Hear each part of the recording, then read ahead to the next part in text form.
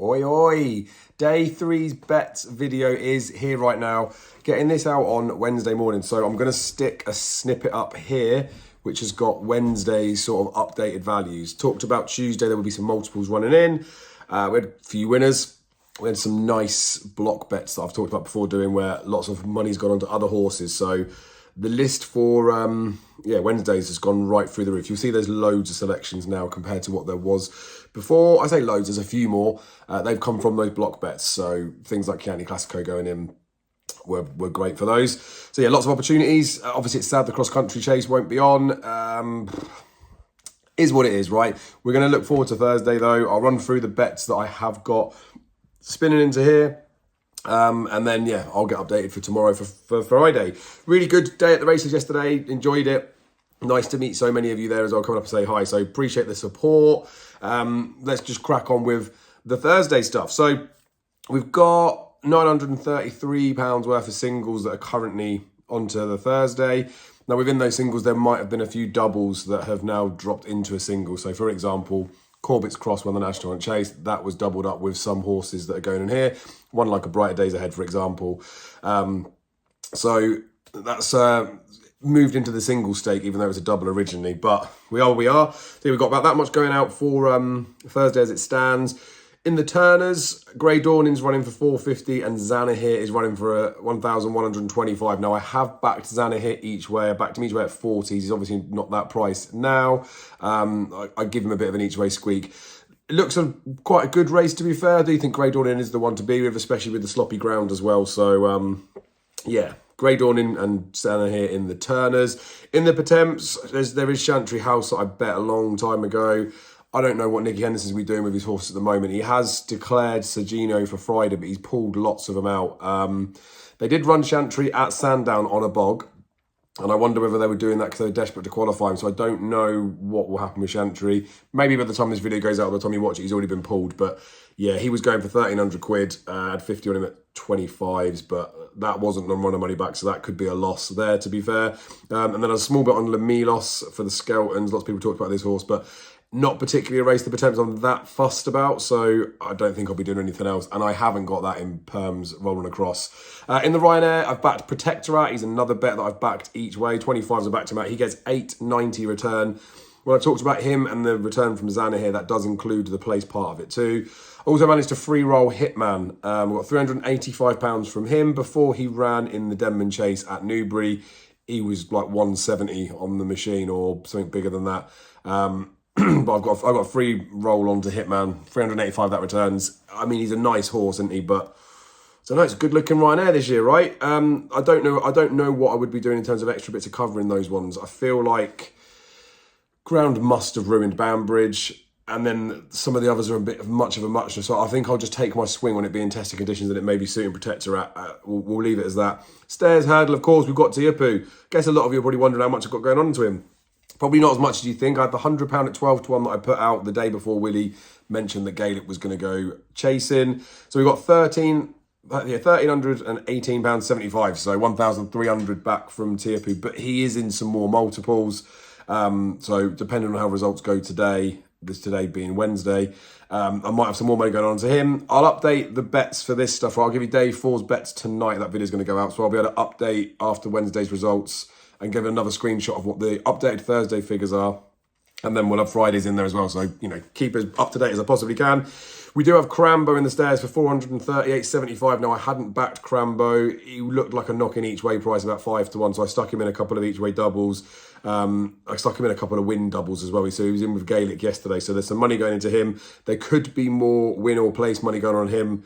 I've actually stuck him in a each way double with Predator's Gold today in the Bar and Beam because I think that horse should place, but I guess we'll find out. And then Dash with Drasher going for £205. When we did the last live, a few people were going on at me in the comments about the fact that how could you not back Dash with Drasher? So I had a 5 on him on the exchange, I think at 40s. I can't see it, but that's what the bets are anyway. The plate, we've got Krabilly going for 826.50. Now he's in a lot of multiples too, so that figure could change, but 826.50 as it stands. And I've got Theatre Man, £350. I'm not so sold on Theatre Man, right? I do think Krabilly is the one to beat, but there's a lot of talk about this theatre man and the price has started to contract, so I just wanted to get him on board. He's one that I've had the £50 with the sports book, and I have been doing this the last couple of days, and I will continue to do it. If I've got the chance to cash out, especially in some of these handicaps with the sports books, and then bet them on the exchange now that it is final declaration, so it's essentially non-runner money back, isn't it? If I can get a bigger payout on the exchanges, I'm looking to do that. Now, there could be rule 4s with non-runners and stuff, so you have to think about that too, but some of those I might move about. I'd consider suggesting that to you guys too, that if you do bet on the exchange as well as the sports books, have a little look to see if you can cash out and move your bits about to make bigger money. Then in the Mares Novice, Brighter Days Ahead's going for 1133.75. She was in a few multis as well. There's a chance that there could be some more going on to her. As we get to the day, again, testing conditions, I'm really happy with her as the bet in there. I guess it depends how we're sitting, but I will probably look to get some sort of cover in there. You can notice the theme of me trying to do that, but I do think it's sensible, especially when you've got for me, I feel like it's a significant outlay on selections. You don't want to be sat there thinking you instead of throwing away say 50 or 100 quid on some sort of cover bets that could sort of guarantee a bit more of a profit. I'm happy to be more risk adverse on some things, but we'll see what situation we're sat in come the day. And then in the Kim Muir, I've backed Rapper. I mean, I do like Rapper. I believe he's been declared, right? I'm doing this and I don't fully know the confirmations. This is terrible, isn't it? Let me pull up Thursday on the race post. I'm sure Rapper would go to the Kim Muir. The reason why I say this, right, is because, am I right, I had backed for the Ultimate. When I did my first day one bets, he was still listed in there. Didn't realise that they hadn't declared him, but I wanted to check whether he goes in here. So yeah, am I right does go in there as well. So yeah, I've got Rapper. I backed him each way, to be fair. 650 I get back from him. Am I right?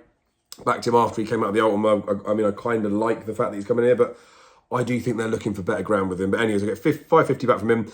Bow to Greatness, this is one that I'd already backed. That returns 510. And then I got a small bit on Call Survivor, 263.52. Now, I know the way you're thinking has been short for this race for quite a long time.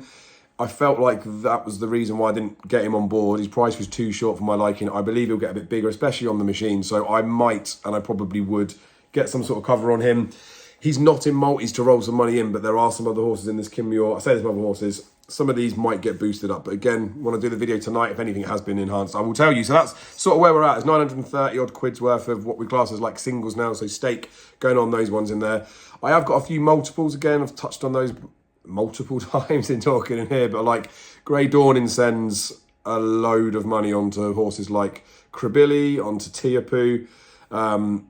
So Lord knows what happens there. Tiapu then sends loads of money onto Brighter Days Ahead. And then even some more money onto County Hurdle horses. I've got Crambo and Theatre Man in a treble, which could be an interesting one because I felt like it was a muggy each way one, but who knows how the results will go.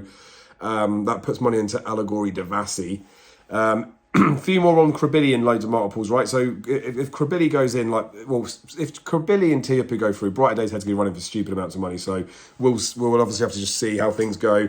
And then I did say about the price being contractive. I know the way you're thinking, but I did have him in a couple of doubles in that Kim Muir. So we'll see how things go, right? Like I said, I'm trying to be as transparent as I can. I know there'll be poo-pooing about, maybe I haven't said this or whatever it is, but I'm open to talk about anything in the comments. I like to feel like I'm a pretty honest guy with that stuff. And like I said, it was really good speaking to lots of you yesterday. And I know it is probably tongue-in-cheek from a lot of people when they're saying about me having multiple selections, but I don't mind. I don't care. I don't care if your view is that I'm betting too many horses, because as much like it's a fun like hobby and a pastime and thing to do, isn't it? But there's a reason why I believe that I've been able to make money over the however many festivals in a row, because I try and be a bit more risk adverse, right? It doesn't mean I can guarantee this being recorded before day two's gone. I can have a howler for the rest of the week and obviously do my spuds. But I want to be as risk averse as I can. I want to bring the percentages in my favour, and I feel like Cheltenham is the pinnacle of being able to do that, because there's such liquid markets and there's such good potential concessions out there, and it is good standard racing, right? The majority of them are there to try, and I say the majority, I think everything's there to try, just whether they get their conditions or not, right? So yeah, it's what it is. Done those block bets, so there's lots of chances again, as you saw on the updated stuff for Wednesday. Thursday probably looks a little bit slimmer, but I'll put the still up at the end of this. We'll see how things go. Made a few quid on Tuesday, so we're off to an okay start. And like I say, I feel like I had better opportunities as the week went on. Yes, it's sad that there's no cross-country for Delta work, but that's racing, right? Anyway, I'll leave the video there. Like I say, after racing today, Wednesday, I'll do the Friday bet video. So by this evening, you'll have everything. Make sure you are subscribed to the channel so you're notified when that comes up. Always like the video if you don't mind, and drop a comment below what your best bets are, or just say hey.